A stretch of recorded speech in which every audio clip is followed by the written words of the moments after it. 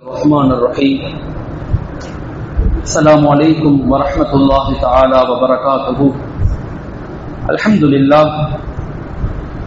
لله كفى والصلاة والسلام على سيدنا المصطفى أما بعد.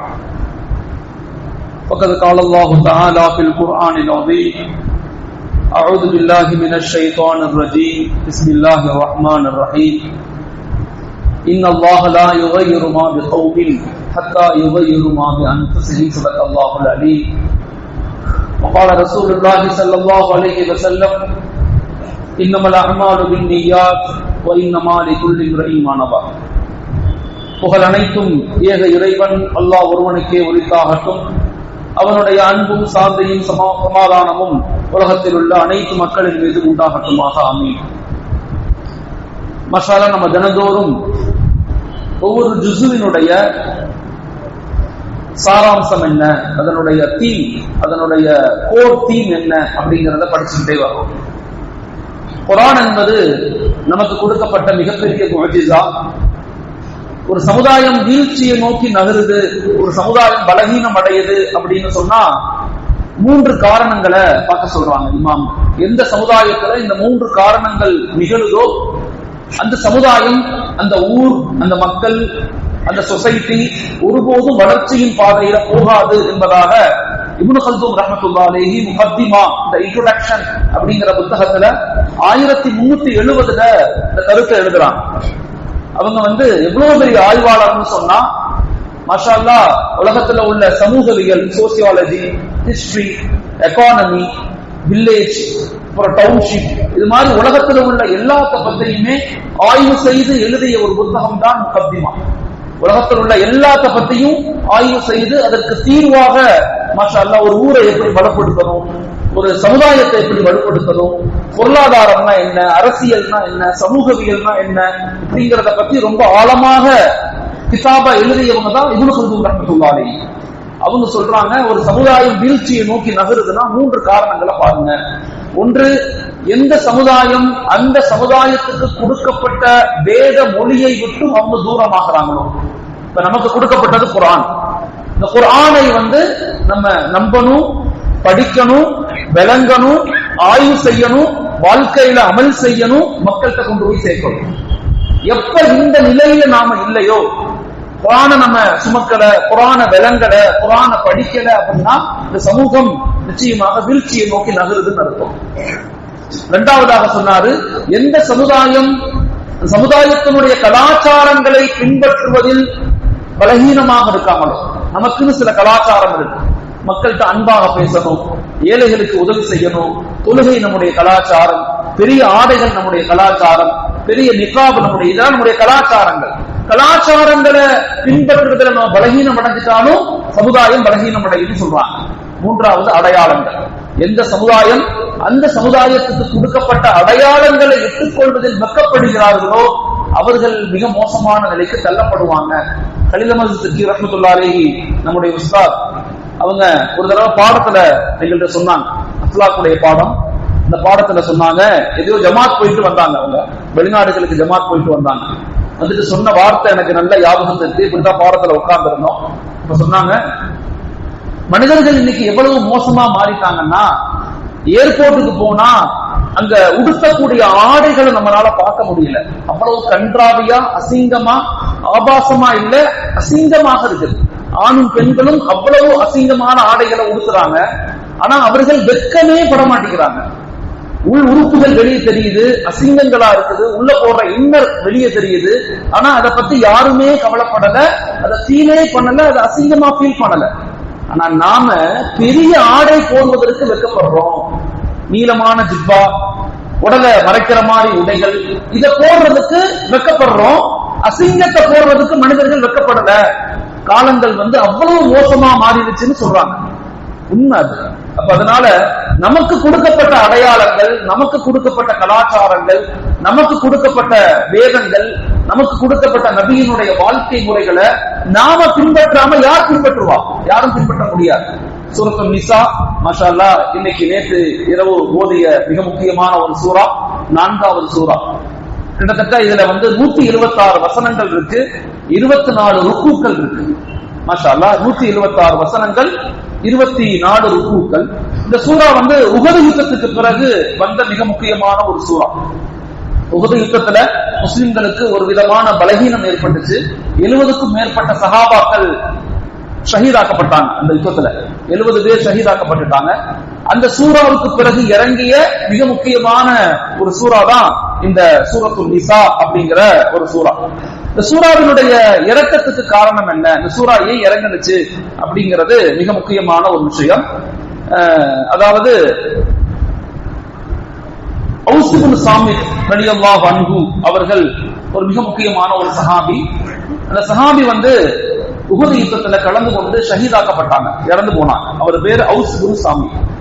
அந்த சஹாபியினுடைய இறந்து போன உடனே அவர்களுக்கு ஒரு மனைவி, 3 பெண் மக்கள் குழந்தைகள் இருந்தாங்க, 3 பெண் குழந்தைகள்.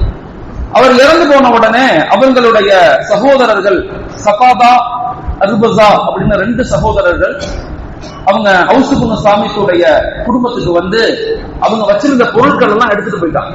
அவங்க வச்சிருந்த பொருட்கள், ஜாமா, நகைகள் எல்லாத்தையும் எடுத்துட்டு போயிட்டாங்க. அவருடைய மனைவி உம்மு குஜா, அவங்க அழுதாங்க. இப்படி எல்லாத்தையும் எடுத்துட்டு போயிட்டீங்கன்னா நான் என்ன செய்வேன், எனக்கு என் பெண் குழந்தைகள் இருக்காங்க, நான் எப்படி இதை நான் என் குடும்பத்தை நான் நடத்துவேன் அப்படின்னு இந்த பெண்மணி அழுகுறாங்க. தன்னுடைய கணவனுடைய சகோதரர்கள் 2 பேர் செய்யுங்க. ஆனா அந்த 2 சகோதரர்களும் எதையுமே காதுல வாங்காம அந்த ஔஸ் இப்னு சாமித் ரலியல்லாஹுடைய சொத்துக்களை எல்லாம் அவங்க எடுத்துட்டு போயிட்டாங்க, சகோதரர்கள் எடுத்துட்டு போயிட்டாங்க. எடுத்துட்டு போன உடனே ஹஜ்ரத் ஸல்லல்லாஹு அலைஹி வஸல்லம் அவங்க அவன்கிட்ட இந்த பெண்மணியும் தன்னுடைய 3 பெண் குழந்தைகளையும் கூட்டிட்டு வர்றாங்க. யா ரசூலல்லாஹ், இப்படி நான் ஔஸுடைய மனைவியாக இருக்கிறேன், அவர் இறந்து போயிட்டார், ஷஹீத் ஆயிட்டார் யுத்தத்துல. எனக்கு சில பொருட்களை வச்சிருந்தார் வீடுகள்ல.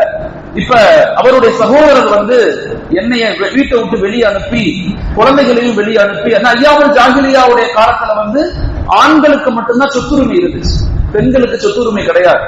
2வது, அந்த ஆண்கள்லையும் யார் வீரர்களாக இருப்பாங்களோ அவங்கதான் எல்லாத்தையும் எடுத்துக்குவாங்க. ஒருத்தர் இறந்து போனார்னா அவர் சொத்தை யாருக்கு பலம் இருக்குதோ பலமானவங்க எடுத்துக்குவாங்க, பலகீனமானவங்க துரத்தப்படுவாங்க, இல்லைன்னா கொலை செய்யப்படுவாங்க, இல்லைன்னா அவங்க ஊரை விட்டு விரட்டப்படுவாங்க. இப்படித்தான் ஐயாவுல் ஜாஹிலியாவுடைய அரபுலகத்துல மட்டும் இல்ல, உலகம் முழுக்க அப்படித்தான் இருந்துச்சு. சர்வைவல் ஃபிட்டஸ்ட் முதலாளித்துவத்துல சொல்லுவாங்க, கேபிட்டலிசம் சொல்லுவாங்க. சர்வைவல் ஃபிட்டஸ்ட் அப்படின்னா யாருக்கு பலம் இருக்குதோ அவன் மட்டும்தான் வாழ முடியும், பலம் இல்லாத செத்து போயிரு அப்படிங்கறதா முதலாளித்துவ கொள்கையினுடைய அடிப்படை. கேபிட்டலிஸ்ட் கொள்கையினுடைய நோக்கமே அதுதான். இஸ்லாமிய கட்டமைப்பு அதை உடைக்குது, அப்படிலாம் கிடையாது. எல்லாத்துக்கும் எல்லா உரிமைகளும் இருக்குது, மார்க்கம் சொல்லுது. இந்த சூரத்துல் நிசா இருக்குது, இது ஒரு சோசியல் இம்பாக்ஷன் சொல்றாங்க. சமூக சீர்திருத்தத்தை பத்தி மிக ஆழமாக சொல்லப்பட்ட ஒரு சூறாவும் சூரத்துல் நிசா. சூரத்துல் ரிஜ்ல் குர்ஆன்ல கிடையாது, ஆண்கள் அப்படின்னு ஒரு சூறா கிடையாது. ஆனா குர்ஆன்ல பெண்களுக்கு தனி ஒரு சூறாவே இறக்கப்பட்டிருக்கு. அதுல மிக முக்கியமான ஒரு பகுதி என்னன்னா, இந்த பெண்மணி அழுதனுடைய இந்த கண்ணீரனுடைய வெளிப்பாடு தான் சூறாவை. இந்த பெண்மணி ரசூல்கிட்ட அழுதாங்க, யா ரசூலல்லாஹ், இப்படி எல்லாத்தையும் எடுத்துட்டு போயிட்டாங்க, நான் என்ன செய்வேன், என் 3 பெண் குழந்தைகளையும் நான் அவங்கள்ட்ட கொடுத்துட்டா என் குழந்தைகளை சரியா வளர்க்கவும் மாட்டாங்க, 2வது நான் வச்சுக்கிட்டா இந்த குழந்தைகளுக்கு சாப்பாடும் கொடுக்க முடியாது, அப்படிப்பட்ட சூழ்நிலையில வாழ்வாதாரம் இல்லாம நான் இப்படி இருக்கிறேனே, நான் என்ன செய்ய அப்படின்னு கண்ணீர் மல்க அழுதாங்க. அழுத உடனே ஹஜ்ரத் ரசூலுல்லாஹி ஸல்லல்லாஹு அலைஹி வஸல்லம் அமைதியா இருந்தாங்க. முடிவெடுக்க முடியல, நபிட்ட என்ன சொல்றதுன்னு தெரியல, நபிக்கு என்ன சொல்லணும். ஏன்னா நபி தானாக பேச மாட்டாங்க. ஸல்லல்லாஹு அலைஹி வஸல்லம் மாஷாஅல்லாஹ் நபிமார்களுடைய ஒரு முக்கியமான தன்மை என்னன்னா, அல்லாஹ் என்ன சொல்றானோ அதை தான் பேசுவாங்க. தன் இச்சைப்படி, தன் சிந்தனைப்படி, தன் கருத்துப்படி எல்லாம் மக்கள்கிட்ட பேச முடியாது. ரசூல்மார்கள் இப்படி பேச மாட்டாங்க. இப்ப நபி அமைதியா இருக்கிறாங்க.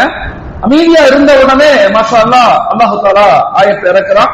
ஆயத்தை இறக்கி கிட்டத்தட்ட எத்தனை ஆயத்துகள், கிட்டத்தட்ட 11வது தொடர்ந்து வசனம் 11, 12 இப்படி நிறைய வசனங்களை, முக்கியமான வசனங்களை இறக்கி சொல்றான். பெற்றோர்கள் நெருங்கிய உறவினோடு விட்டு சென்ற சொத்தில் ஆண்களுக்கு பங்குண்டு, அதே போல பெண்களுக்கும் பங்குண்டுன்னு சொல்லி தீர்ப்பு அல்லாஹ் தஆலா ஆயத்தாக இறக்குறான். ஆயத்தாக இறக்கின பிறகு மாஷா அல்லாஹ் ஸல்லல்லாஹு அலைஹி வஸல்லம் சொத்துக்களை பிரிச்சு கொடுக்கக்கூடிய அந்த இன்ஹெரிட்டன்ஸ், சொத்துரிமை அப்படிங்கிற ஒரு கான்செப்ட முதல் முறையாக இஸ்லாம் உலக மக்களுக்கு சொல்லிக் கொடுக்குது.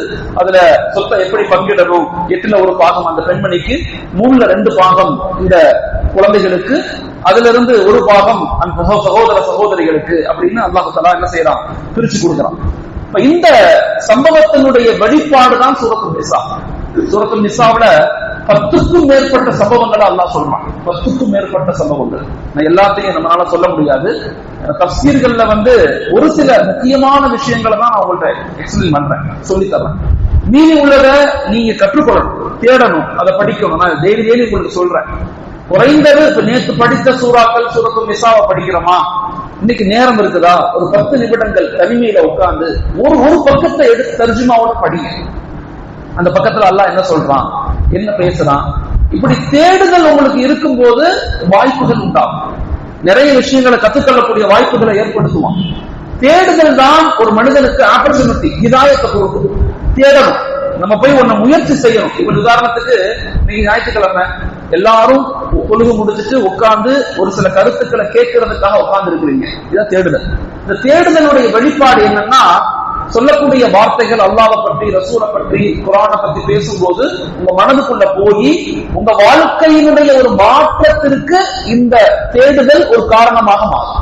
நம்ம சாதாரணமா நினைக்கிறோம், இதுதான் மனிதனுடைய நேர்வழிக்கும் மனிதனுடைய மாற்றத்துக்கும் காரணம். அதனால ஒவ்வொரு நாளும் இமாம்கள் தராவீஹ்ல என்ன ஓதுறாங்களோ அதை முழுமையா படிக்க முடியாட்டையும் கூட ஒரு அரை பக்கம், ஒரு பக்கம், முடிஞ்சது ஒரு ஆயத்தாவது தர்ஜுமாவோட படிச்சு பாருங்க. மிக முக்கியமான சம்பவத்தில இருந்து அல்லாஹ் என்ன, இந்த சூறாவில இருந்து அல்லாஹ் நமக்கு என்ன படிப்பினை கொடுக்கிறான் அப்படின்னு சொன்னா, பெண்களுடைய அந்தஸ்தை பத்தி அல்லாஹ் கூறுறான். இந்த சூறா முழுக்க 4 மிக முக்கியமான விஷயங்களை பத்தி பேசுறான். குடும்ப கட்டமைப்பை பத்தி பேசுறான் அல்லாஹ். அதுல மிக முக்கியமாக பெண்களுடைய அந்தஸ்து, பெண்களுக்கு எவ்வளவு முக்கியத்துவம் கொடுக்கணும். ஏன்னா என்னதான் ஆண்கள் நம்ம எவ்வளவு நேரம் பேசி பயான் கேட்டாலும் உங்க பிள்ளையும் என் பிள்ளையும் வளர்க்கறது நம்ம மனைவி மக்கள் தான். நான் எவ்வளவு நேரம் பயான் பேசினாலும் என்ன வேணாலும் நான் பேச முடியும். ஆனா எனக்கு 3 பிள்ளைங்க, ஏன் 3 பிள்ளைங்களையும் காலைல எழுப்பி சகருக்கு சாப்பாடு கொடுத்து, நோம்பு வைக்க சொல்லி, தொழுக சொல்லி, இரவு திரும்பி சகருக்கு சாப்பாடு கொடுத்து, அவங்கள திரும்பி நோம்பு தொடக்க சொல்லி, தராவியாவுக்கு அனுப்ப சொல்லி, கூடயே என் மனைவி போய் இவ்வளவும் பண்றது நான் இல்ல, நான் சும்மா பேசிட்டு போயிடுறேன். இவ்வளவும் பண்றது என் மனைவி, உங்க மனைவி. அவங்களுக்கு நாம எப்படி நடந்துக்கிறோம், அவங்களோட நம்முடைய வாழ்க்கையை எப்படி இணைத்து கொண்டு போறோம் அப்படிங்கறத பத்தி குர்ஆன் மிக அழகாக சொல்லுது. அதே மாதிரி சமூக நீதி, அனாதைகளான குழந்தைகள், அனாதைகளாக இருக்கக்கூடிய மக்கள், இவங்கள்ட்ட நம்ம எப்படி நடந்துக்கணும், இவங்களை எப்படி நம்ம சரி செய்யணும், இவங்களுக்கு கொடுக்க வேண்டிய விஷயங்களை பத்தி இந்த சூறாவில் அதிகமாக சொல்லப்படுது. ஓகே, அப்ப இந்த சூறாவினுடைய அடிப்படையான இறக்கப்பட்டதுக்கு ஒரு மிக முக்கியமான காரணம், இந்த காரணங்களை இமாம்கள் நமக்கு சொல்லிக் கொடுக்குறாங்க. அல்ஹம்துலில்லாஹ். சரி, இந்த சூறாவில சொல்லப்பட்ட மற்ற கருத்துக்கள், என்னென்ன கோட்பாடுகள் என்ன சொல்லப்படுது, ஒவ்வொரு சூறாவிலையும் பல கோட்பாடுகளை அல்லாஹ் சொல்லுவாங்க. குர்ஆன் என்பது வெறுமன பாத்தியா ஓதுறதுக்கு, துவா செய்யறதுக்கு, அதுக்கப்புறம் ரமலான் காலங்கள்ல எடுத்து ஓதிட்டு திரும்பி பீரோ மேல வச்சிடுறது, என்னைக்காவது எடுத்து பிரிச்சு தூக்கி தட்டி அப்புறம் அப்படி இல்லை. குர்ஆன் என்பது ஒரு வாழ்க்கை முறை. இந்த சமுதாயம் இன்னைக்கு உலகத்துல 1447 ஆண்டுகளாக இன்னைக்கு பலமாக இன்னைக்கு உலகத்துல நிக்குது அப்படின்னு சொன்னா அதுக்கு முழுக்க காரணம் இந்த குர்ஆன் தான். இந்த குர்ஆனுடைய பரக்கத், இந்த குர்ஆனுடைய முஅஜிஸா தான் இந்த சமுதாயத்தை இயக்குது.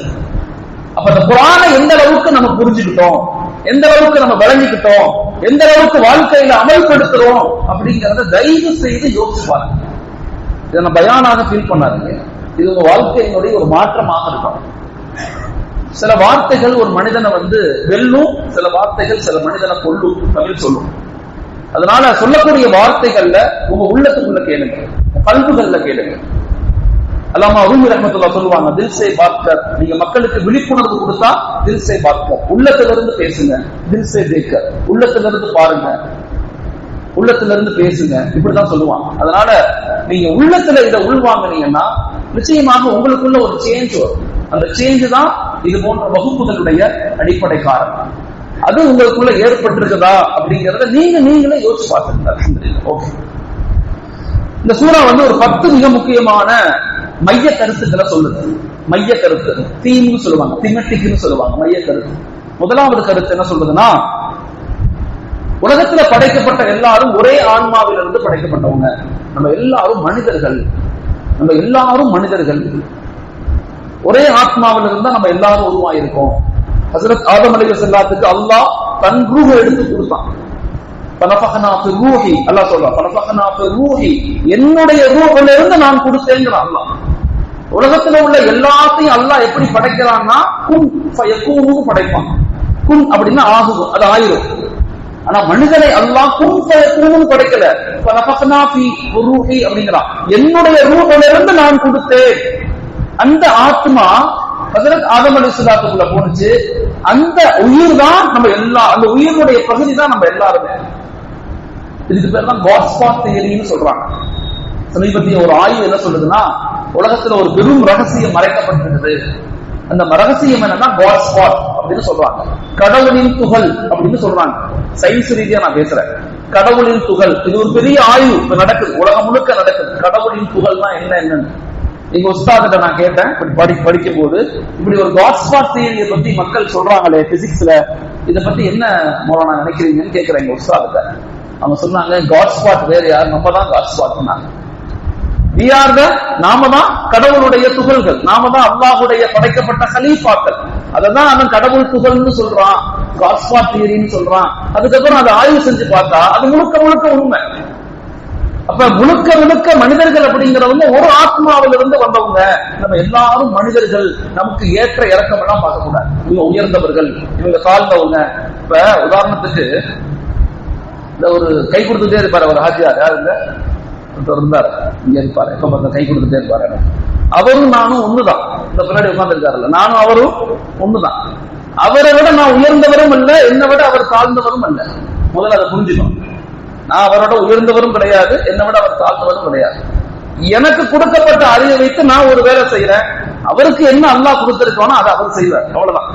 இப்படித்தான் நாம மனிதர்களை பார்க்கணுமே தவிர நாமெல்லாம் உயர்ந்தவர்கள் படித்தவர்கள் அப்படி கிடையவே கிடையாது. இன்ன அக்ரமக்கும் இந்தல்லாஹி அத்காக்கும், அல்லாஹ் யூனிவர்சல்லாஹ் சொல்றான், யூனிவர்சல்லாஹ்.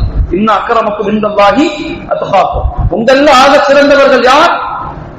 யார் இறைவனை பயப்படுகிறார்களோ அவர்கள் தான் ஆக சிறந்தவர்கள். அல்லாஹ் அதனுடைய டெபினிஷன்ல, அதனுடைய விளக்கத்துல பணக்காரர்கள் சிறந்தவர்கள், நிறைய தான தர்மங்கள் கொடுத்தவர்கள் சிறந்தவர்கள் அப்படின்னா சொல்லவே கிடையாது. இன்ன அக்கரமக்கும் இந்தல்லாஹி அத்காக்கும்.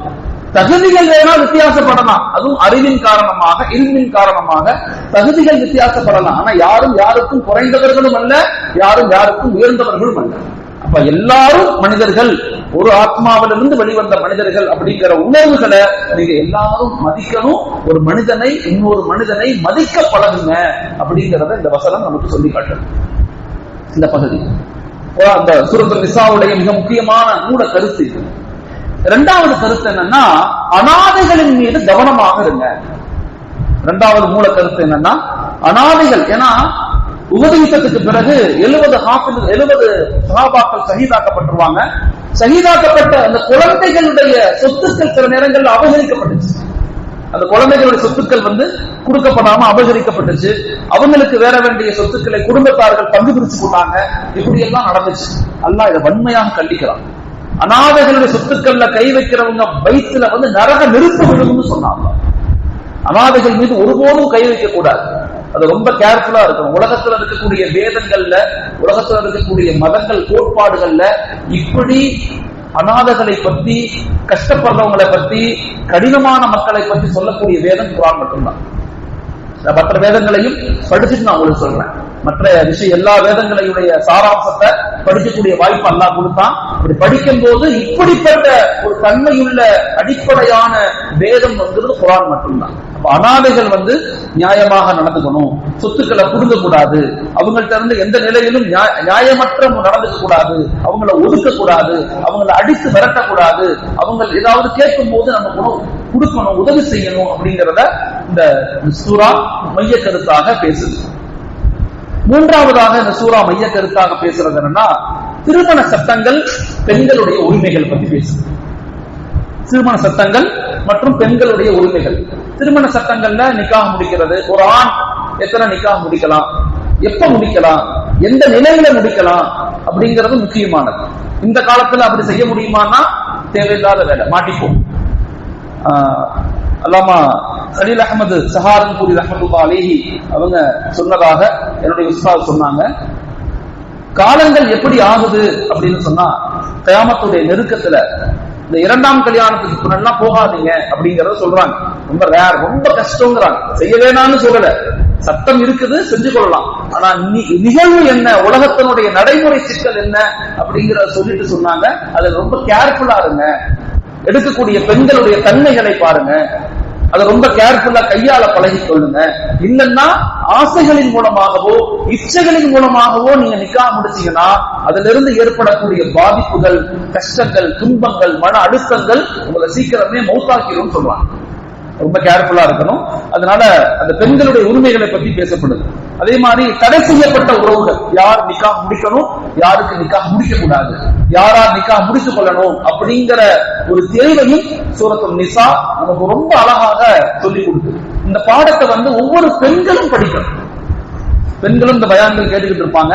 தயவு செய்து பெண்கள் சூரத்துல் நிசாவை, சூரத்துல் நூர், ஒரு 5 சூறாக்கள் இருக்கு. இந்த 5 சூறாக்களையும் ஒவ்வொரு பெண்களும், ஒவ்வொரு தனி மனிதனும் படித்து விளங்க வேண்டிய சில அடிப்படை சூறாக்கள் இருக்கு. ஏன்னா ஹஜ்ரத் உமர் ரலியல்லாஹுடைய காலத்துல அவங்க இதை சட்டமாகவே ஆக்கியிருந்தாங்க. குறிப்பாக கவர்னர்களை நியமிக்கும் போது இந்த 5 சூறாக்களையும் மரணம் செய்யணும், இந்த 5 சூறாக்களுடைய அர்த்தங்களையும் விளக்கப்படுத்த அளவுக்கு கூடிய சிந்தனைகளையும் அவங்க எடுத்துக்கிட்டா மட்டும்தான் அவங்களை கவர்னராகவே உமர் ரலியல்லாஹு ஆக்குவாங்க. அந்த அளவுக்கு இந்த 5 சூறாக்களுக்கு முக்கியம் இருக்கு. அதுல ஒரு சூறா தான் சூரத்துல் நிசா. அதே மாதிரி மகருடைய சட்டத்தை பத்தி, பெண்களுக்கு எப்படி மகர் கொடுக்கணும், அது பெண்களுடைய உரிமை அப்படிங்கறத பத்தி ரொம்ப ஆழமாக சொல்லுது. அதே மாதிரி அர்ரிஜாலு கவ்வாமுன் அலன் நிசாய், இந்த ஆயத்தினுடைய விளக்கத்துல பல விளக்கங்கள் சொல்லப்படுது. குறிப்பாக பெண்களை ஆண்கள் அடக்கி ஆளணும்னு அல்லாஹ் சொல்லல. பெண்களை ஆண்கள் அடக்கி ஆளணும், அவங்க எல்லாம் நம்முடைய அடிமைகள் அப்படி கிடையாது. ஹஜ்ரத் ரசூலுல்லாஹி ஸல்லல்லாஹு அலைஹி வஸல்லம் உலகத்துக்கு வர்ற வரைக்கும் உலகம் முழுக்க ஆண்கள் பெண்களை எப்படி பார்த்தாங்கன்னா ஆபாச பொருளாக, இச்சையாக, அது ஒரு பொருளாக, ஜடப்பொருளாக பார்த்தாங்க. அவங்களுக்கு உரிமை கிடையாது, யார் வேணாலும் என்ன வேணாலும் செய்வாங்க. கிறிஸ்துவ ஹஜ்ரத் நபியுடைய காலத்துக்கு முன்னாடி வரலாற்றுகள்ல படிக்கும் போது ரொம்ப ஆச்சரியமா இருக்கும். ஸல்லல்லாஹு அலைஹி வஸல்லம் காலத்துக்கு பிறக்கிறதுக்கு முன்பதாக ஐயாமுல் ஜாஹிலிய்யா, that is called pre Islamic வேர்ல்ட்னு சொல்லுவாங்க. ப்ரீ இஸ்லாமிக் வேர்ல்ட், அதுக்கு பேரு. ஹஜ்ரத் ஈசா அலைஹிஸ்ஸலாத்துக்கும் ஹஜ்ரத் ரசூலுல்லாஹி ஸல்லல்லாஹு அலைஹி வஸல்லத்துக்கும் இடைப்பட்ட காலம் 522 வருஷம், 572 இயர்ஸ். இந்த 572 இயர்ஸ்ல எந்த நபிமார்களும் உலகத்துக்கு வரல, எந்த ரசூல்மார்களும் உலகத்துக்கு வரல. அந்த காலத்துல 4 வகையான மனிதர்கள் வாழ்ந்தாங்க. நபி பிறக்கிறதுக்கு முன்பதாக நான் சொல்றேன், நபி பிறக்கிறதுக்கு முன்பதாக 4 வகையான மனிதர்கள் உலகத்துல வாழ்ந்தாங்க. ஒருத்தவங்க யகூதிகள், யகூதியின மக்கள். அவங்க என்ன பண்ணிட்டாங்கன்னா தன்னை சுப்ரீம் லீடர்ஸ் ஃபீல் பண்ணாங்க. யகூதிகள்னா தன்னை சுப்ரீம் லீடர்ஸ், நாங்க தான் இறைவனுடைய நெருக்கமானவர்கள், நாங்கள் எந்த தவறு செய்தாலும் இறைவன் எங்களை கண்டுகொள்ள மாட்டான், எங்களை தண்டிக்க மாட்டான், மன்னிச்சிருவான். இப்ப கூட பாருங்களேன் அந்த கொள்கையில வந்த இந்தியாவில வாழக்கூடிய சில சமூகங்கள், நான் பேர் சொல்ல விரும்பல, சில சமூகங்கள், அவங்க தப்பு செஞ்சா தண்டனை என்ன தெரியுமா? ஒரு கொலையே பண்ணிட்டா அவன் முடியிலிருந்து ஒரு முடியை கத்திரிச்சா போதும்.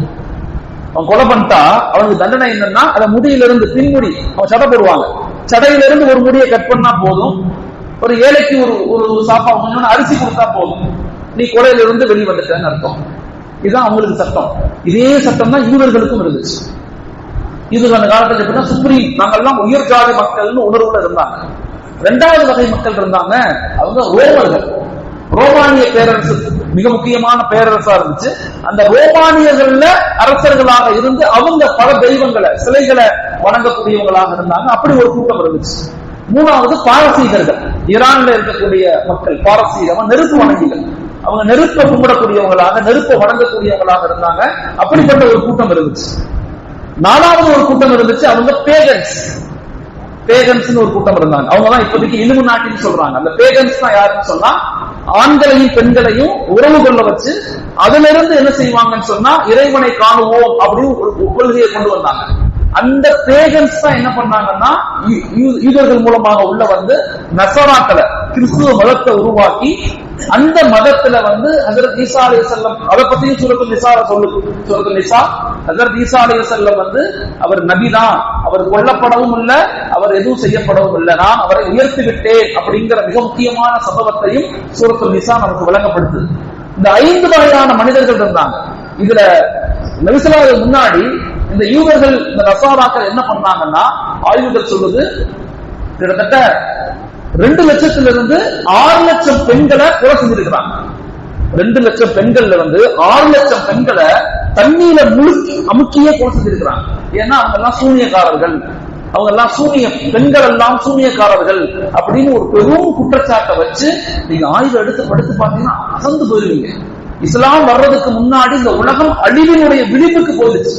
உலகம் அழிஞ்சிருமோ அப்படிங்கிற நிலைக்கு போகும்போதுதான் அல்லாஹு தஆலா ரஹ்மத்துல் ஆலமீன் ஹஜ்ரத் ரசூலுல்லாஹி ஸல்லல்லாஹு அலைஹி வஸல்லம் இந்த அனைத்து அனாச்சாரங்களையும் அக்கிரமங்களையும் அயோக்கியத்தனத்தையும் உலகத்தில் நடைபெற்ற மோசமான விளைவுகளையும் எல்லாத்தையும் சரி செய்வதற்காக அனுப்பப்பட்ட ரஹ்மத்துல் ஆலமீன் தான் ஹஜ்ரத் ரசூலுல்லாஹி ஸல்லல்லாஹு அலைஹி வஸல்லம். இந்த வரலாற்றோடு நீங்க இணைத்து பார்த்தாதான் ஒவ்வொரு சூறாக்களுக்கு பின்னாடி எவ்வளவு பெரிய தாத்பரியங்கள் இருக்குது, எவ்வளவு பெரிய வரலாற்று பின்புலங்கள் இருக்குன்னு தெரியும்.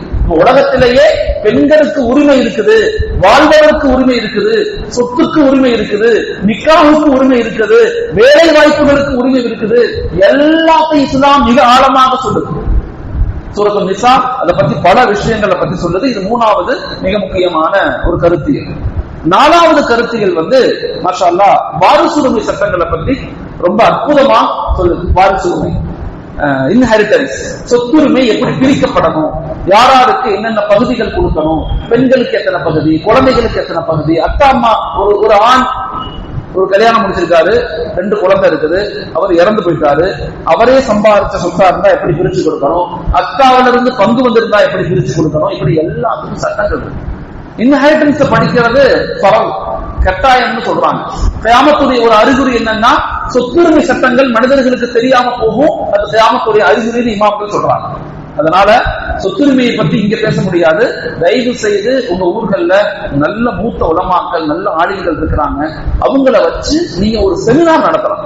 உங்களை போன்ற இஸ்லாமிய ஊர்கள் சொத்துரிமையை பற்றி வாரிசுரிமை சட்டம், இன்ஹெரிட்டன்ஸ் லா அப்படின்னு ஒரு சட்டத்தை கொண்டு ஒரு பிளானை கொண்டு மூத்த உலமாக்கள், நல்ல சிறந்த உலமாக்கள் இங்க இருக்கிறாங்க, அவங்கள வச்சு நீங்க என்ன செய்யலாம், உருதுலேயே ஒரு செமினார் நடத்தலாம்.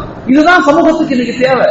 தேவையில்லாத பிரச்சனைகள், குழப்பங்களுக்குள்ள மாட்டாம சமூகத்துக்கு என்ன தேவை இருக்குதோ அதை நம்ம அழகா திட்டமிட்டு கொண்டு போனா பல விஷயங்கள் நம்மளால பண்ண முடியும். நீங்க சொத்துரிமையை சரியா பிரிச்சு கொடுக்கலன்னா அதனுடைய நிகழ்வு மிக மோசமானதாக இருக்கும். நான் ஒரு சம்பவத்தை சொல்றேன்.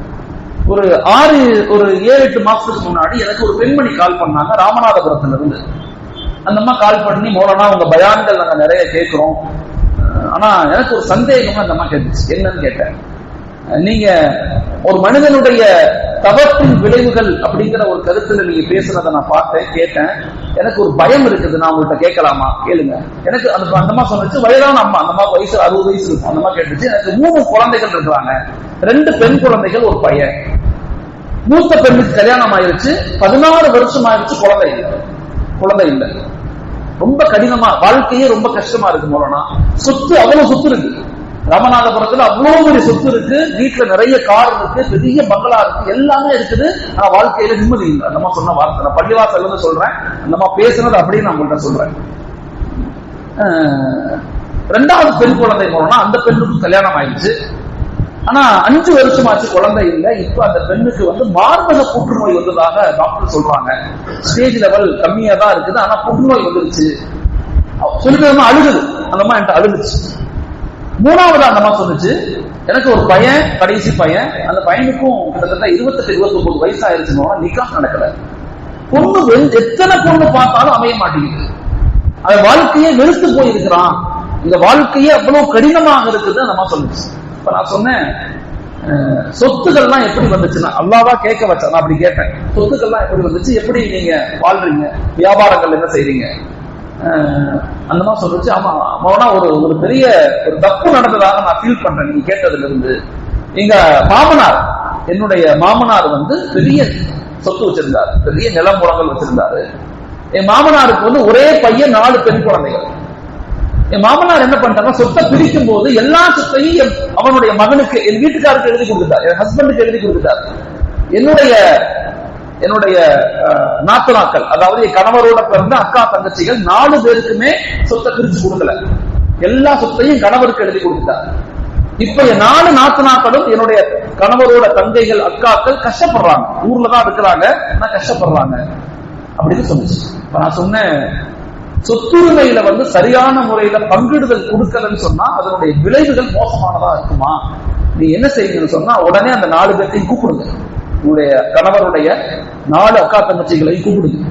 கூப்பிட்டு ஒரு நாள் இரவு விருந்து வைங்க, நல்ல சாப்பிட வைங்க, நல்ல உணவு கொடுங்க, மகிழ்ச்சிகரமாக உங்க ஃபேமிலியே கூப்பிடுங்க. அக்கா தங்கச்சி மட்டும் இல்ல, குடும்ப குழந்தைகள் எல்லாத்தையும் கூப்பிடுங்க. ஒரு விருந்து போடுங்க. விருந்து போட்டு அந்த விருந்து முடிந்த பிறகு அவங்க 4 பேரையும் கூப்பிட்டு சொல்லுங்க, என் கணவருக்கு எல்லா சொத்தையும் அவங்களோட அத்தா எழுதி கொடுத்துட்டாரு. அதுவரை அந்த பெண்களுக்கும் தெரியல, இவ்வளவு சொத்து எழுதி கொடுக்கப்பட்டிருக்க அந்த பெண்களுக்கே தெரியல. ஏன்னா பெண்களுக்கு ஆண்களுக்கு மட்டும்தான் தெரியும் நமக்கு சொத்து எவ்வளவு இருக்கு, அத்தா எங்க பணம் வச்சிருக்காரு, எங்க கொடுத்திருக்கிறாரு, எங்க வரவு செலவு கணக்குன்னு ஆண்களுக்கு தான் தெரியும். பெண்களுக்கு இதை பத்தி தெரியாது.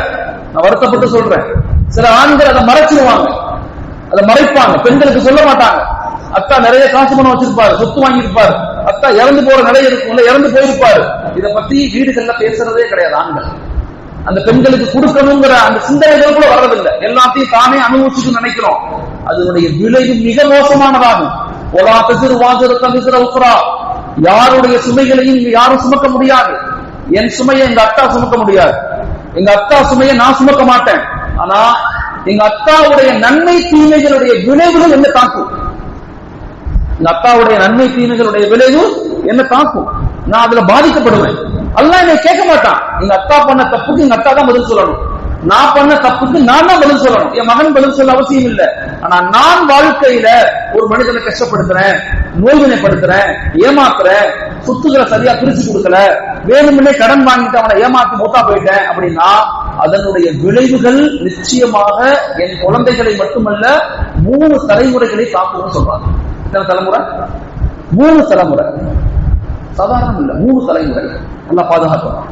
அப்ப இந்த அம்மா அது மாதிரி கூப்பிட்டு, நான் சொன்னேன், கூப்பிட்டு சாப்பாடு வச்சுட்டு அந்த பெண்களை கூப்பிட்டு சொல்லுங்க, உங்களுக்கு வர வேண்டிய சொத்துக்களை நான் நிச்சயமாக சொத்துக்களை விற்காவது இல்ல இருக்கிற பணத்திலையாவது நான் ஒரு பகுதியை கொடுப்பேன் அப்படின்னு வாக்குறுதி கொடுத்துட்டு எவ்வளவு பங்குகள் இருக்குதோ அதை ஒரு பகுதியை அந்த 4 பெண்களுக்கும் அப்பயே கொடுக்க முடிஞ்சா கொடுங்க. உதாரணத்துக்கு ஒரு பெண்ணுக்கு 1 லட்சம் ரூபாய் கொடுக்கணும், 4 லட்சம் ரூபாய் கொடுக்கணும், 4 பேருக்கு 4 லட்சம் ரூபாய் கொடுக்கணும்னா ஆளுக்கு ஒரு 10,000 கொடுத்துருங்க. 10,000 கொடுத்துட்டு நீ 90,000 ரூபாய் நான் கணக்கு பண்ணி உங்க வாழ்க்கைக்கு நான் கொடுத்துருவேன் அப்படின்னு வாக்குறுதியை கொடுத்து அனுப்புங்கன்னு சொன்னேன். அல்லாஹ் மிகப்பெரியவன், மாஷா அல்லாஹ். அதே மாதிரி அந்த அம்மா செய்து முடிச்சு கிட்டத்தட்ட ஒரு 6-7 மாசத்துக்கு பிறகு எனக்கு கால் பண்ணுச்சு. இப்ப சமீபத்துல, முதல்ல நல்லா இருக்கீங்களா, நான் அந்த ஊர்ல இருந்து பேசுறேன், மகிழ்ச்சியா பேசு, சொல்லுங்க, என்னுடைய குழந்தை, என்னுடைய பெரிய பொண்ணு கன்சீவா இருக்காங்க, என்னுடைய பெரிய பொண்ணு 16 வருஷம் குழந்தை இல்ல கன்சீவா இருக்கிறாங்க, என் 2வது பெண் குழந்தைக்கு மார்பக புற்றுநோயினுடைய தன்மை குறைந்து அதை நீக்க முடியும், கீமோ பண்றாங்க, கீமோ பண்ணி புற்றுநோய் இருந்தா கீமோ போடணும், உள்ளுக்குள்ள ரத்தத்தை வெளியே எடுத்து அதுல சூரத்துல அப்பா இப்படி செஞ்சு அதனுடைய தன்மைகள் நல்லா குறைஞ்சு போச்சு, தன்மைகள் குறைஞ்சிருச்சு அப்படின்னு சொல்றாங்க. மாஷா அல்லாஹ். 3வது என் மகனுக்கு கல்யாணம் ஆயிடுச்சு, சொல்லலாம், நல்லா இருக்காங்க, சந்தோஷமா மலேசியா போயிருக்காங்க. என்னோட மருமகளும் என் மகனும் மலேசியா போயிருக்கிறாங்க. அந்த அம்மா சொல்லிட்டு அந்த அம்மா திரும்ப அழுதுச்சு. அதனால வாழ்க்கையில நாம செய்யக்கூடிய தவறுகள் இருக்குல்ல, அதனுடைய சில பிரதிபலனை அல்லாஹ் உலகத்திலே காட்டுவான். ஏன்னா மனிதன் திருந்துறதுக்கு, மனிதன் மாறுறதுக்கு. மார்க்கத்துல நிறைய கப்பாராக்கள் இருக்கு, நிறைய கப்பாராக்கள், இதெல்லாம் மறைக்கப்பட்டுச்சு. இன்னைக்கு அதை பத்தி ஹக்கீம்களா சொல்லுவாங்கல்ல, மூத்த உலமாக்கள் ஹக்கீம்களா இருப்பாங்க, உங்க ஊர்ல நிறைய பேர் இருக்கிறாங்க, அவங்க எல்லாம் அதை படிச்சிருப்பாங்க. ஆனா இன்னைக்கு காலங்கள் மாற மாற மருவி அது கூடாது, இது கூடாது, அது தப்பு, இது தப்பு, இது இப்படி பேசி பேசி பேசி பேசி ரகசியங்களும் சேர்ந்து காணா போச்சு, ரகசியங்களும் சேர்ந்து காணா போச்சு. அதனால எப்பயுமே சொத்துக்கள் பிரிக்கப்படும் போது தயவு செய்து சொத்துக்களை சரியாக பங்கிட்டு அதை உங்களுடைய பெண் மக்களுக்கு கொடுத்துருங்க. நான் திரும்ப எல்லா பயான்கள்லையும் நான் சொல்லுவேன், உறவுகளை சேர்ந்து வாழுங்க. குறிப்பாக பெண் ரத்த சொந்தத்தை தயவு செய்து சேர்த்து கொண்டு வாழுங்க. பெண் ரத்தத்தை சேர்ந்து வாழ்வதனால உங்களுக்கு அவ்வளவு பெரிய மாற்றம் ஏன் லைஃப்ல, என் குடும்பத்திலே ஏற்பட்டதை நான் சொல்லுவேன்.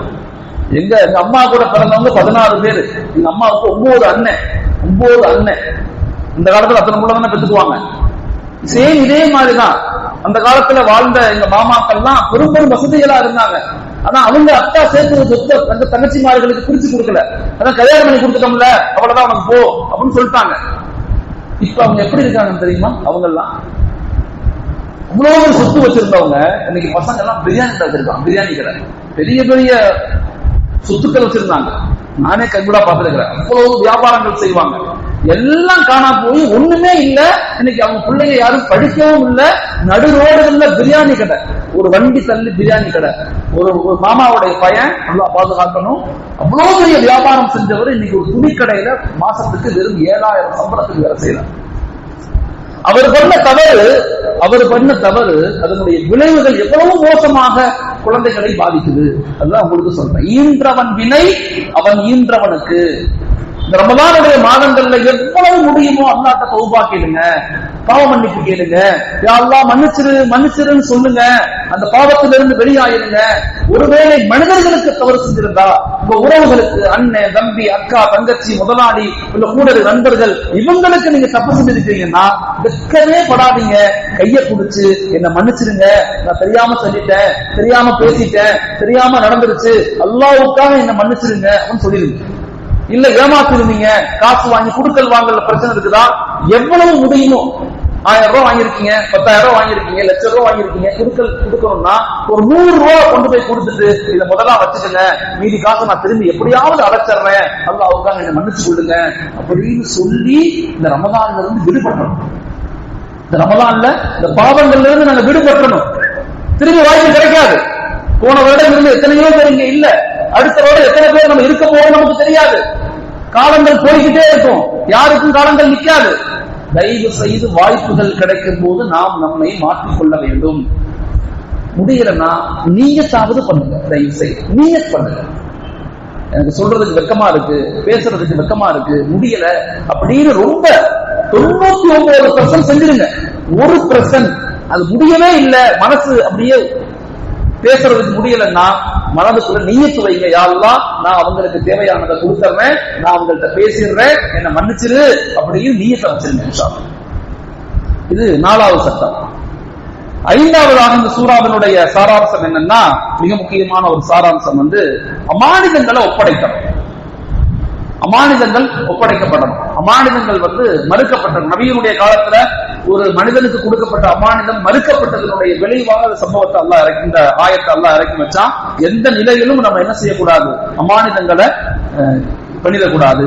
அதனால அடுத்தவங்களை ஏமாற்றக்கூடாது, பொய் சொல்லக்கூடாது, நயவஞ்சகத்தனமாக ஒரு வாழ்க்கையை வாழக்கூடாது அப்படிங்கிற மிக முக்கியமான ஒரு சம்பவத்தை அல்லாஹ் என்ன செய்யறான் இதுல நம்ம குறிப்பிடுறோம். அது என்னன்னு சொன்னா,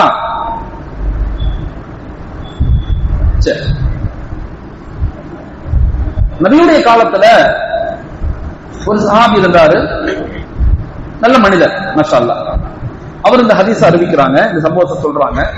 சூரத்துல் நிசாவுல 105வது ஆயத்திலிருந்து 113வது ஆயத்து வரைக்கும் சொல்லப்பட்ட ஒரு சம்பவம். நானுமே சம்பவத்தை இன்னைக்கு தான் முழுமையா படிச்சேன், கேள்விப்பட்டிருக்கேன்.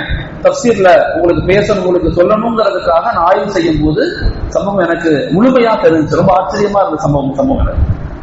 சில வருஷங்கள்ல சம்பவத்தை முழுமையா இன்னைக்கு தான் நானே படிக்கிறேன்.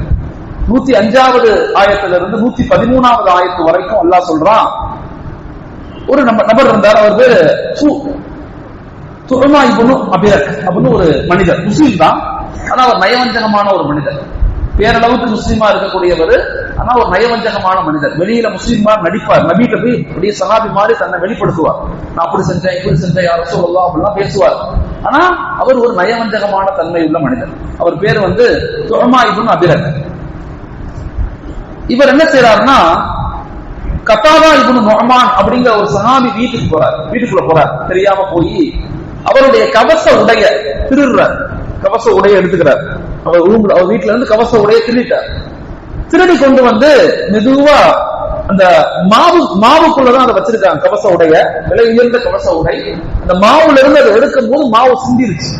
இதை எடுத்துட்டு வரும்போது ரோடுகள் எல்லாம் கொண்டு வரும்போது அந்த மாவுடைய திட்டு வருது, வந்துகிட்டே இருக்கு. இவர் என்ன செய்யறாரு, அப்படியே நேரா கொண்டு வீட்டுக்கு கொண்டு வந்துட்டா இது தெரிஞ்சு போச்சு. இப்படி யாரோ திருடிட்டாங்க, கவச உடை திருடப்பட்டுச்சு. யாரு அப்படின்னு பார்க்கும்போது சஹாபாக்கள் செக் பண்ணா இந்த மாவு துஅமாவுடைய வீட்டுக்கு போகும்.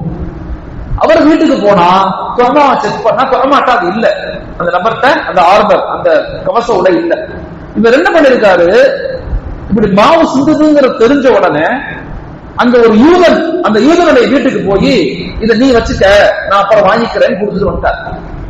இங்க வர்றதுக்கு முன்னாடி சுமாவோட வீட்டுக்கு வந்தா யாரும் இல்ல.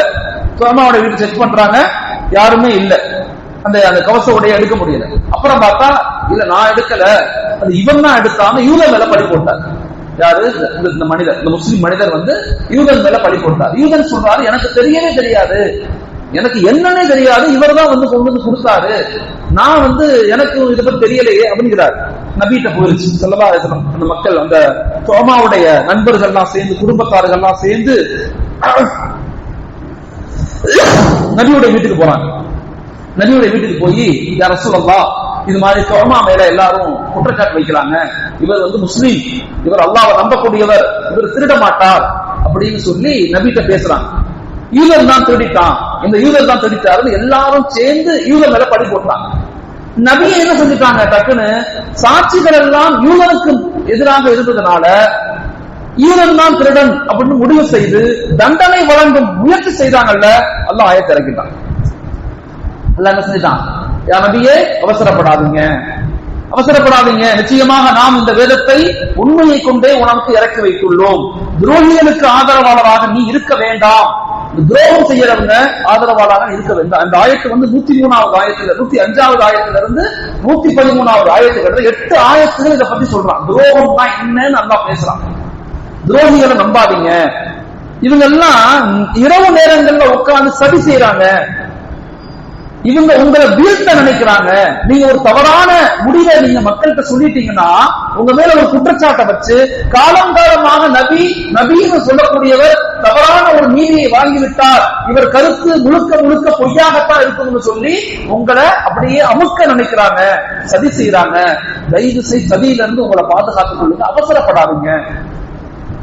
யாராவது ஒரு தவற செஞ்சாங்க, பாவத்தை செஞ்சாங்க கேள்விப்பட்டா தீர விசாரிங்க, நல்ல முயற்சி செய்யுங்க, 1க்கு 2 தடவை 3க்கு 4 தடவை அவரை நல்ல தீர விசாரிச்சு முடிவு செய்யுங்க, யா ரசூலல்லாஹ் அவசரப்படாதீங்க அப்படிங்கிற அந்த ஆயத்து மாஷா அல்லாஹ் நபிக்கு இறங்கியதின் காரணமாக அல்லாஹு தஆலா நபியை பாதுகாத்தான். நல்லாவே சொல்றான், நான் தான் உன்னை பாதுகாத்தேன், அப்பையும் நாம தான் உங்களை. நபி வந்து தக்க செஞ்சுட்டாங்க, எல்லா சாட்சிகளும் யூதனுக்கு எதிராக இருந்த உடனே ஓகே, அப்ப யூதன் நம்ம தண்டிச்சிடணும்னு முடிவு செஞ்சுட்டாங்க.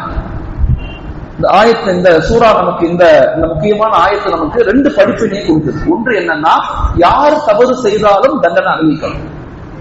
முஸ்லிம்கள் செஞ்சா என்ன, யூதர்கள் செஞ்சா என்ன, மனித இனத்துல எல்லாரும் இறைவனுக்கு மனிதர்கள் தான். மனிதனுடைய பார்வையில் அவன் ரஹ்மான், எல்லாத்தையும் மனிதர்களா தான் பார்ப்பான். அவன் இஸ்லாத்தை ஏற்றுக்கொண்டவங்களுக்கு, அல்லாஹ்வை ஏற்றுக்கொண்டவங்களுக்கு தனி சிறப்புங்கிறது அடுத்து. ஆனா அவனுடைய பார்வையில படைப்பு எல்லாம் சமம் தான். தப்பு யார் செஞ்சாலும் தண்டனை கிடைக்கும். 2வது, தண்டனை வழங்குறதுக்கு முன்பதாக எல்லா நிலையிலும் நிதானமாக, பொறுமையாக, அவசரப்படாம நீங்க என்ன செய்யணும், அதை சரி செய்யணும் அப்படிங்கிறத இந்த ஆயத்துகள்ல இருந்து நமக்கு அல்லாஹ் தஆலா விளக்கப்படுத்துறான். மாஷா அல்லாஹ். அடுத்து 7வது இதனுடைய மிக முக்கியமான சூராவினுடைய சாராம்சம் என்னன்னா, முனாஃபிக்குகள். இந்த முனாஃபிக்குகள் எப்படி இருப்பாங்க, நயவஞ்சகமாக உங்களை எப்படி வீழ்த்த நினைப்பாங்க, இதெல்லாம் ஸ்ட்ராட்டஜிக்கல் பிளான். இதெல்லாம் அப்படித்தான் பார்க்கணும். ஸ்ட்ராட்டஜிக்கல் ஒரு சமூக கட்டமைப்புல பலதரப்பட்ட குற்றச்சாட்டுகள், பலதரப்பட்ட குறைபாடுகள், பலதரப்பட்ட எதிர்ப்புகளும் அழுத்தங்களும் இருக்கத்தான் செய்யும். எல்லா முஸ்லிம்களா இருக்கிறோம் அப்படி சந்தோஷம் வாழ்ந்துட்டு போவோம் இல்ல, நமக்கு சிறைச்சாலை தான் இந்த உலகம். இந்த உலகம் நமக்கு சிறைச்சாலை தான். நபியினுடைய ஒரு வார்த்தை இருக்குது, நீங்க உங்களுடைய ரத்தங்களையும் உங்களுடைய வியர்வுகளையும் சிந்தாமல் சுவர்க்கத்தினுடைய வாசனைகளை கூட நுகர முடியாது அல்லாஹ் சொல்லிட்டாங்க. இந்த உலக வாழ்க்கை என்பது கடினமானதுதான். இந்த கடினமான வாழ்க்கையில எப்படி வாழணும்னு தான் குர்ஆன் நமக்கு சொல்லிக் கொடுக்குது. ஆனா பெரிய வருத்தம் என்னன்னா, யாருமே இந்த குர்ஆனை முழுமையா விளங்கி புரிந்து வாழ்க்கையில கொண்டு வரல. நம்ம எல்லாம் பேரளவுக்கு முஸ்லிம்களாக வாழ்றதுனாலதான் நிறைய போட்டுக்கிட்டே இருக்கும், பலகீனம் அடையும். ஆனா குர்ஆன் எல்லாத்தையும் சொல்லுது, எல்லா நிலைகளையும் எப்படி கையாளணும், எப்படி பேசணும், எப்படி நடக்கணும், எப்படி சிந்திக்கணும், எப்படி பொருள் ஈட்டணும், எப்படி வியாபாரம் செய்யணும், குடும்பம் எல்லாத்த பத்தியும் மார்க்கம் நமக்கு சொல்லிக் கொடுக்குது. ஆனா நாம அதை விளங்காத மக்களாக இருக்கிறோம். சூரத்துல் நிசா ரொம்ப ஆழமான விஷயங்கள் சொல்லுது. 8வது, யூதர்கள். இந்த யூதர்கள் என்ன செய்வாங்க, இந்த நயவஞ்சகர்கள் என்ன செய்வாங்கன்னா, ஷைத்தானோடு உடன்படிக்கை செய்து கொள்வாங்க. பெரும் ரகசியங்களை இந்த சூறாவில் அல்லாஹ் வெளிப்படுத்தலாம். ஷைத்தானோடு உடன்படிக்கை செய்து இந்த உலகத்தை அழிவை நோக்கி எப்படி கொண்டு போகணும்னு திட்டமிடுவாங்க. நீங்க சுதாரித்துக் கொள்ளுங்க. ஈமான் கொண்ட மக்கள் நீங்கள் உங்களை வலுவையாக மாற்றிக் கொள்ளுங்க. நீங்கள் உங்களை வலுவாக பலமாக மாற்றிக் கொள்ளுங்க. அந்த பாவிகளுடைய சூழ்ச்சிகள் எல்லாம் இலகுவானது. அந்த பாவிகளுடைய அந்த முனாஃபிக்குகளுடைய துரோகிகளுடைய சூழ்ச்சிகள் எல்லாம் பலகீனமானது. அவங்க போடுற திட்டத்தை பத்தி, அவங்க போடுற சூழ்ச்சியை பத்தி எல்லாம் பயப்படாதீங்கன்னு அல்லாஹ் அவனே சொல்றான். பயப்படாதீங்க. ஏன் பயப்படுறீங்க? நான் உங்க கூட இருக்கும் போது எதுக்கு பயப்படுறீங்கன்னு கேட்கலாம் அல்லாஹ். அப்ப அதனால அந்த யூதர்களுடைய சூழ்ச்சிகளை பத்தியும் அந்த முனாஃபிக்குகளுடைய சூழ்ச்சிகளை பத்தியும் அல்லாஹ் சொல்றான். 9வது தௌபா. அல்லாஹ்ட்ட அதிகமா பாவ மன்னிப்பு கேளுங்க. அல்லாஹ்ட்ட பாவ மன்னிப்பு கேளுங்க. நீங்க தவறு செய்திருந்தால் அல்லாஹ்ட்ட மீண்டு வந்துருங்க. தவறுகளிலே இருக்காதீங்க. தவறுகளிலே இருந்தா கோழைகளாக மாறுவீங்க. எதிர்க்க முடியாது, பலவீனம் அடைவீங்க. நீங்க சீக்கிரமே வீழ்த்தப்பட்டுருவீங்க. அதனால தவறு செய்தாலும் கூட நான் மன்னிக்க தயாராக இருக்கிறேன், என் கூட வாங்க, என்கிட்ட வாங்கன்னு அல்லாஹ் சொல்றான். மாஷா அல்லாஹ். அதே மாதிரி 10வது, எந்த நிலையிலும் எனக்கு ஷிர்க் மட்டும் வச்சிடாதீங்க.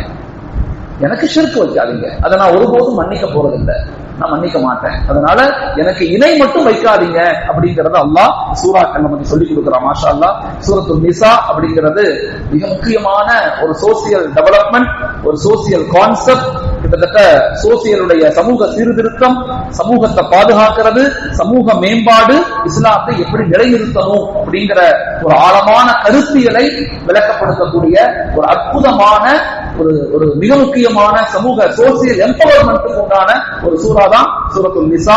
அதை படிக்கக்கூடிய, அதை விளங்கக்கூடிய, அதன்படி வாழக்கூடிய, அதை மக்களுக்கு எடுத்து வைக்கக்கூடிய மக்களாக அல்லாஹ் என்னையும் உங்களையும் நம்முடைய வருங்கால சந்ததிகளையும் ஆக்கி அருளணும். ஜஸாக்குமுல்லாஹ். அஸ்ஸலாமு அலைக்கும் வரஹ்மத்துல்லாஹி தஆலா வ பரகாத்துஹு. ஆமீன். பிஸ்மில்லாஹிர் ரஹ்மானிர் ரஹீம். اللهم انت السلام ومنك السلام تبارك يا ذا الجلال والاكرام. حينا بالسلام برحمتك يا ارحم الراحمين. اللهم عفو تحب العفو فاعف عنا يا كريم يا رحيم يا الله. اللهم تقبل منا انك انت السميع العليم وتب علينا انك انت التواب الرحيم. ربنا آتنا في الدنيا حسنة وفي الآخرة حسنة وقنا عذاب النار. صلى الله تعالى وسلم على خير خلقه وآله وأصحابه أجمعين والحمد لله رب العالمين.